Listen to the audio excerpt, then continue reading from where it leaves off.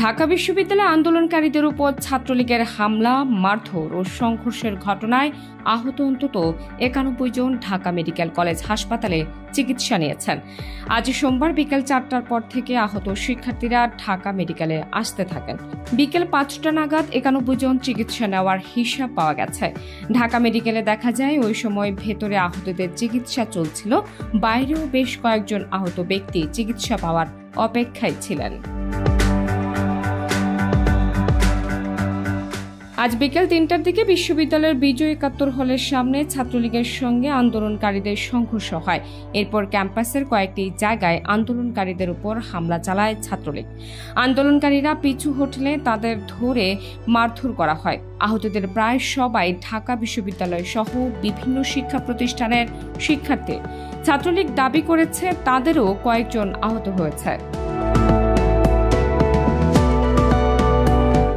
ঢাকা মেডিকেলের সামনে সমাজতান্ত্রিক ছাত্র ফ্রন্টের সাধারণ সম্পাদক রাফিকুজ্জামান ফরিদ সাংবাদিকদের বলেন, কোটা সংস্কারের দাবিতে আন্দোলনরত শিক্ষার্থীদের উপর ছাত্রলীগের হামলায় শতাধিক শিক্ষার্থী আহত হয়ে ঢাকা মেডিকেলের চিকিৎসার জন্য এসেছেন।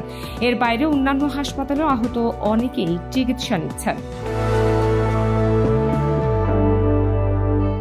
এদিকে আহত শিক্ষার্থীদের যারা ঢাকা মেডিকেলে নিয়ে গেছেন তাদেরও সেখানে থেকে ধাওয়া দিয়ে বের করে দিয়েছেন ছাত্রলীগের নেতাকর্মীরা। বিকেল ৫:১৫টার দিকে ছাত্রলীগের একদল নেতাকর্মী ঢাকা মেডিকেলের জরুরি বিভাগের সামনে গিয়ে তাদেরকে বের করে দেন।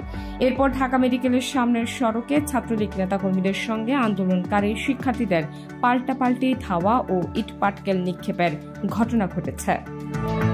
ডেস্ক রিপোর্ট, প্রিয় দেশ।